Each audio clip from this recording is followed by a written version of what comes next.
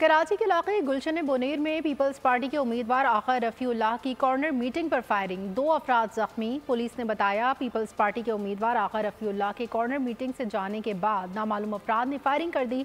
Peoples party उम्मीदवार आका रफ़ीउल्लाह और कराची के डिप्टी मेयर सलमान अब्दुल्ला जख्मियों में इयादत के लिए जिना अस्पताल पहुंचे जहां मीडिया से गुफ्तगू में आका रफ़ीउल्लाह ने कहा, गुलशन बोनेर हमेशा से नो-गो एरिया रहा है, लेकिन हमने हार नहीं मानी। अगर इस तरह होगा तो इलेक्शन कैसे होंगे।